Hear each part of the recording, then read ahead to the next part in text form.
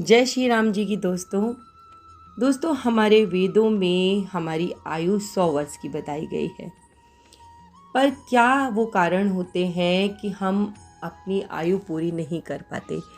दोस्तों आप देख रहे हैं कि आज के समय में अकाल जो मृत्यु हो रही है उसका दर दिन प्रतिदिन बढ़ती जा रही है। छोटी छोटी आयु में ही व्यक्ति को हार्ट अटैक हुआ जा रहा है, कहीं कोई प्रॉब्लम हो जा रही है, कहीं कोई प्रॉब्लम हो जा रही है। तो मैं आपको एक बहुत ही सुंदर प्रसंग सुनाने जा रही हूँ। उस प्रसंग के माध्यम से दोस्तों हम जानेंगे कि हम अपने जीवन में किन कार्यों को दिन प्रतिदिन बढ़ाते जा रहे हैं, जिस कारण से हमारी जो आयु है वो छीन होती जा रही है।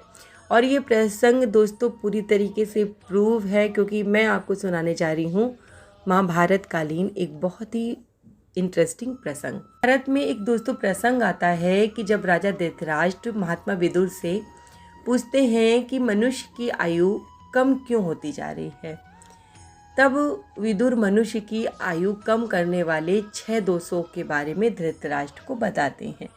तो आज मैं आपको वो ही 6 दोष बताऊंगी। आप अगर उन कार्यों को अपने जीवन में करते हैं तो तुरंत बंद कर दीजिएगा। इसे बिल्कुल भी आपको हंसी में नहीं लेना है कि अरे ये सब बातें ऐसे ही है। मैं इसके पीछे का आपको लॉजिक भी बताने जा रही हूँ। इसके पीछे का जो एक लॉजिक दोस्तों ये है कि महात्मा विदुर अपने पूर्व जन्म में यमराज थे। आप सभी लोग जानते हैं कि यमराज को मृत्यु का देवता कहा जाता है, जिनका नाम सुनकर ही लोग कांपने लगते हैं।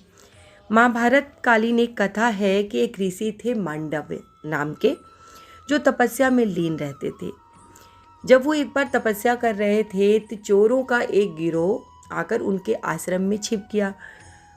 तपस्या में लीन ऋषि इस बात को जान नहीं पाए, और जब तक वो इस बात के बारे में समझ पाते तब तक वहाँ जो राजा थे उनके सैनिक आए और उनको पकड़कर अपने साथ ले गए। राजा ने भी बिना जांच पड़ताल किए उनको ही चोर समझ लिया और उनको सूली पे चढ़ाने का आदेश दे दिया। दोस्तों मांडव्य ऋषि को राजा ने सूली पर चढ़वा दिया, लेकिन कई दिन तक उन्हें सूली पर चढ़ाए रहने के बावजूद भी उनके प्राण नहीं निकले। तो राजा को समझ में आ गया कि उनसे कुछ गलती हुई है।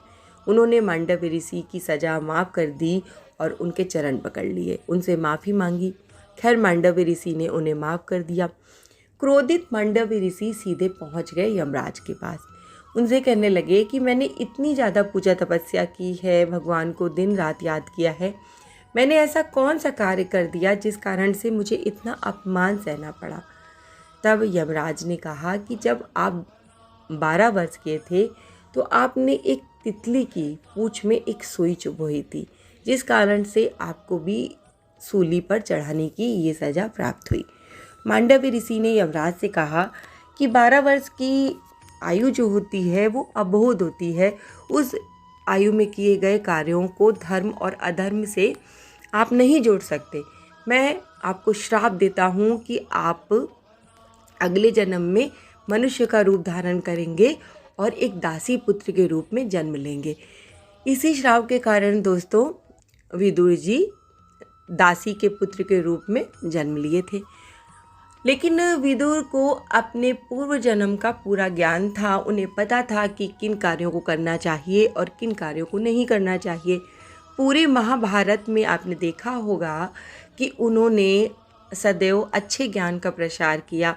उन्होंने पांडवों को भी समझाया, उन्होंने कौरवों को भी समझाया, लेकिन पांडव उनकी बात समझ गए पर कौरव उनकी बात नहीं समझे, जिसका भुगतान उन्हें आप सब लोग जानते हैं कि अपने पूरे वंश को गंवाकर चुकाना पड़ा था। तो आप उन कार्यों को बिल्कुल भी नहीं करेंगे।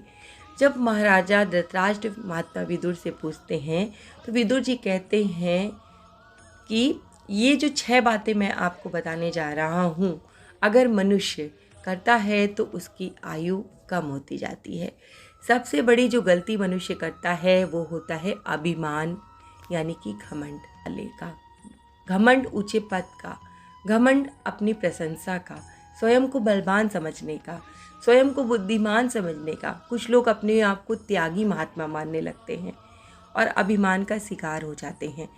जिस व्यक्ति में ये दोष आ जाता है वो दूसरे लोगों को निचले स्तर का समझने लगता है और अवसर पाकर अपमान करने से भी नहीं चूकता। घमंड करने वाले के कई शत्रु बन जाते हैं और अंत में घमंड ही उस व्यक्ति की मृत्यु का कारण बनता है। तो अगर आपके अंदर किसी भी चीज़ का घमंड है तो उसे बिल्कुल आपको त्याग देना है। दूसरा विदुर जी ने जो एक कारण बताया वो है अधिक बोलना, यानी कि हद से ज़्यादा जो लोग बोलते हैं, व्यर्थ की बातें करते हैं, सत्य का पूरी तरीके से पालन नहीं करते और ऐसे बातें करने लगते हैं जिससे परिणाम बुरा होता है। ऐसा व्यक्ति बुद्धिमानों को प्रिय नहीं होता और दूसरों पर उसकी बातों का प्रभाव भी नहीं पड़ता। इसलिए अधिक शब्दों का प्रयोग न करके वाणी को संयमित रखना चाहिए, क्योंकि असंयमित वाणी से भी आयु कम होती है। समझ गए? तो अगर आप बहुत ज़्यादा बोलते हैं, देखिए बोलना चाहिए लेकिन समय पर बोलिए तो वो बात अच्छी होती है। और अगर आप हर समय पटर पटर पटर पटर करते रहेंगे तो उसकी वैल्यू ख़त्म हो जाती है। तो थोड़ा सा कम बोलिए और अपनी बात का वज़न बढ़ाइए। तीसरा कारण जो उन्होंने बताया वो बताया क्रोध, यानी कि गुस्सा। मनुष्य का सबसे बड़ा बैरी होता है क्रोध।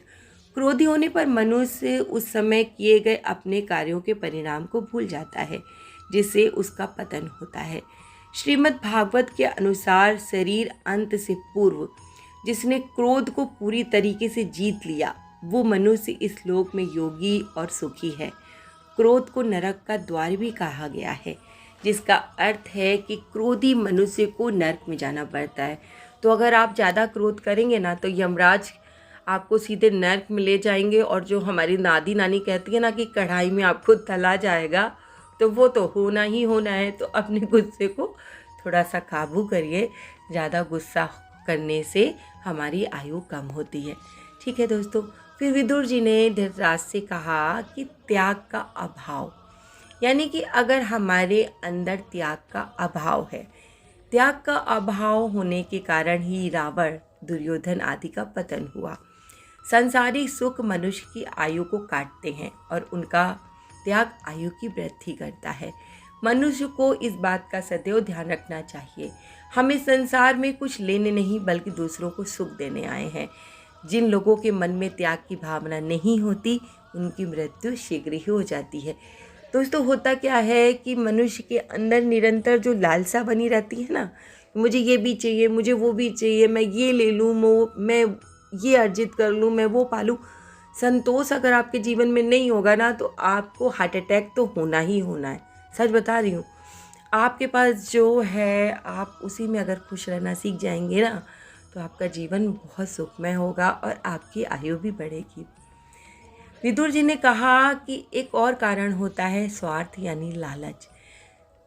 लालच अधर्म का मूल कारण होता है। दुनिया में होने वाले अनेक युद्धों का कारण क्या होता है? भूमि, धन या ये स्त्री। स्वार्थी मनुष्य अपना काम साधने के लिए बड़े से बड़ा पाप करने में शर्म का अनुभव नहीं करता। वर्तमान परिदृश्य में अगर देखा जाए दोस्तों, तो स्वार्थ के कारण ही पूरी दुनिया में पाप कर्म बढ़ रहे हैं और चारों ओर अशांति छाई हुई है। मन में स्वार्थ होता जा रहा है, और अगर हमारे मन में स्वार्थ है, हम चैन से सो नहीं पाएंगे, हम चैन से खा नहीं पाएंगे, और अगर हमारी नींद नहीं अच्छी होगी, हम अच्छा खा नहीं पाएंगे, तो क्या होगा? बीमार हो जाएंगे, और बीमार हो जाएंगे तो आयु तो कम होनी ही होनी है। ठीक दोस्तों, अब एक कारण और होता है मित्रद्रोह, और मुझे लगता है ये सबसे बड़ा कारण है हमारी आयु छीन होने का। मित्रद्रोही यानी अपने मित्र को धोखा देने वाले पुरुष को शास्त्रों में अधर्मी कहा गया है। के जीवन में मित्रों का बहुत महत्व है। मित्रता से एक नई शक्ति का निर्माण होता है। शत्रुओं का भी भय नहीं रहता। पतन की ओर जाते हुए कई पुरुषों का उत्थान मित्रों ने किया है, और मित्रद्रोही मनुष्य का जीवन नरक के समान होता है। तो आपको मित्रद्रोह नाम के जो पाप से हमेशा बचकर रखना चाहिए। महात्मा विदुर ने जो आयु को कम करने वाले 6 दोष बताए हैं दोस्तों, ये हमारे जीवन में कहीं ना कहीं हमको घेरे हुए हैं। हमें इन दोषों से बचना चाहिए और हरि को जपना चाहिए। आपको ये वीडियो पसंद आई हो तो इसे आप लोगों के साथ शेयर कर दीजिएगा, ताकि लोग इस बात को समझें कि आज हम क्या गलतियां कर रहे हैं और किस कारण से हमारा निरंतर पतन होता जा रहा है। और ऐसे ही वीडियो देखने के लिए हमारे साथ जुड़े रहिए दोस्तों। और मैं बाबा से प्रार्थना करती हूँ कि बाबा मेरे, आप सभी भक्तों पर अपनी दया दृष्टि ज़रूर बना के रखिए। इसी के साथ जय श्री राम, जय बाबा की, और हर हर महादेव।